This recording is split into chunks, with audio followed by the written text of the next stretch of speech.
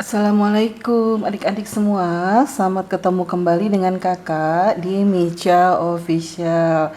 Hari ini kita akan lanjutkan kembali tentang organisasi kehidupan ya. Kemarin kita sudah belajar tentang sel tumbuhan, kakak ulang sedikit. Organisasi kehidupan itu diawali dari sel ya. Nah, sel itu kalau berdasarkan jumlah penyusunnya itu dibagi dua. Ada sel satu yang disebut uniseluler dan sel banyak multiseluler. Kalau sel banyak itu kayak kita karena terdiri dari berjuta-juta sel. Nah, sekarang sel juga berdasarkan ada atau tidaknya membran inti itu dibagi dua. Ada eukariot, ada prokariot. Kalau eukariot dia punya membran intinya. Kalau prokariot berarti tidak punya membran inti. Nah, kalau eukariot yang punya membran inti kayak kita, ya. Nah, organisme akan membentuk suatu organisasi kehidupan. Organisme itu kita. Nah, urutan yang mulai dari yang paling kecil, karena sel adalah unit struktural yang paling kecil, itu dimulai dari sel, ya. Kemudian ke jaringan, terus ke organ, ke sistem organ dan organisme. Masih ingat ya? Kita boleh mengingatnya dengan S-JOS juga boleh. S-nya sel, J-nya jaringan, O-nya organ, S-nya sistem organ. Nanti semuanya akan membentuk sistem organisme ya. Nah, kita ulang sedikit kemarin untuk yang gambar sel ya. Oke. Kita lihat untuk yang gambar sel pada tumbuhan. Ya.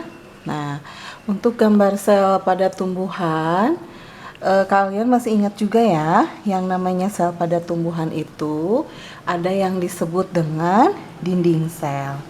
Nah, kalau dinding sel itu dia yang berada paling luar di sini. Ya, ini sel wall berarti yang ini ya. Kakak jelaskan pakai spidol ya. Oke, kita lihat. Ini yang disebut dengan dinding sel. Ini nih, karena dia letaknya paling luar. Nah, ini yang disebut dengan dinding selnya. Nah, ini ya. Ini disebut dengan dinding sel. Nah, kemudian dari dinding sel nanti kita akan ke membran selnya. Berarti membran selnya tuh yang ini. Nah, ini membran selnya. Berarti ini ya, ini adalah membran sel. Oke. Ini membran sel. Oke, berikutnya. Nah, kan yang namanya sel itu terdiri dari 3 komponen ya. Masih ingat ya? Ada membran sel, ada nukleus. Nukleus itu ini.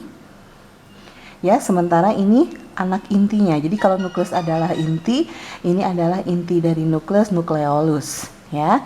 Jadi ini adalah nukleusnya, nukleus atau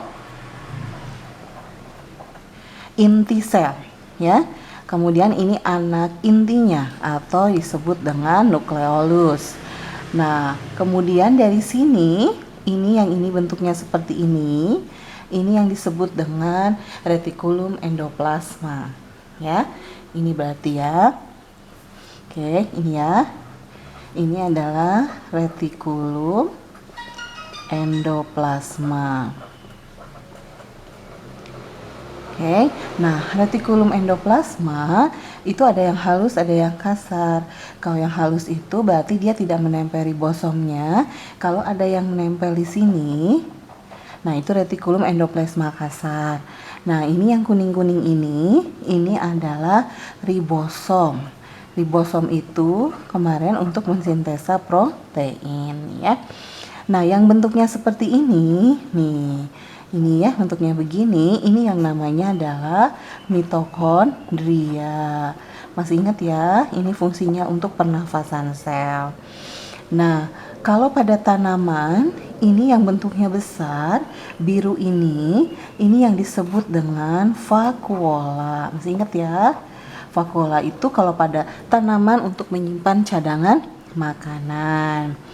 Ya, sementara yang namanya ini Nih yang besarnya, nih yang warna hijau ini semuanya, ini berarti ya, ini yang disebut dengan sitoplasma atau cairan sel. Di sitoplasma terdapat organel-organel sel ya. Tadi ada mitokondria, nukleus, ada ribosom, retikulum endoplasma. Nah, ini apa nih? Yang bentuknya begini nih. Nah, ini namanya adalah badan Golgi ya. Oke, ini namanya adalah badan Golgi. Oke, berikutnya, nah ini yang namanya tanaman pasti punya yang namanya kloroplas ya. Oke, ingat ya adik-adik semua, jadi bagian-bagian sel itu yang secara intinya ada bagian-bagiannya. Oke, bagian-bagiannya itu apa saja? Oke, mulai dari dinding sel, kemudian ada membran plasma, ada sitoplasmanya, ada vakuola, mitokondria, ada nukleus, ada ribosom, ada kloroplas, dan ada badan Golgi. Membran sel mengatur keluar masuknya zat, dinding sel melindungi sel, vakuola berisi untuk cadangan makanan, mitokondria untuk respirasi sel, nukleus mengatur seluruh kegiatan sel, ribosom mensintesa protein, retikulum endoplasma, ada yang kasar berarti nempelnya ribosom, kloroplas untuk fotosintesis, badan Golgi untuk pengeluaran atau ekskresi sel ya. Oke, sekarang lanjut untuk ini ya, untuk sel hewan. Nah, kalau sel hewan itu seperti apa? Kalau sel hewan sebenarnya ada perbedaan sedikit dengan sel tumbuhannya. Ya, untuk sel hewan kita perhatikan. Oke. Untuk sel hewan bisa dilihat ini yang namanya adalah nukleus ya. Ini secara keseluruhan semuanya nukleus. Kalau ini membran intinya berarti eukariot, sel hewan eukariot ya, dengan membran intinya.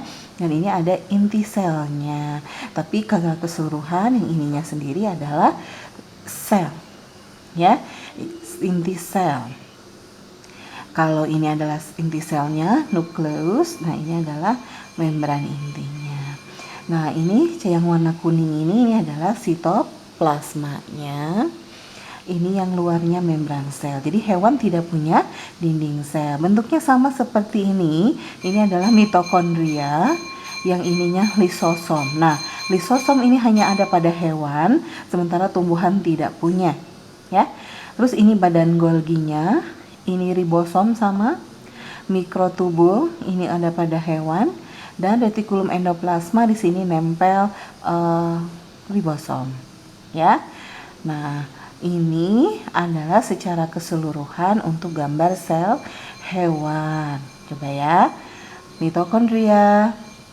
Ini respirasi sel, membran sel mengatur keluar masuknya zat, sitoplasma cairan selnya, inti sel mengatur seluruh kegiatan sel, retikulum endoplasma itu seperti bagian juga untuk mengeluarkan pengeluaran ya.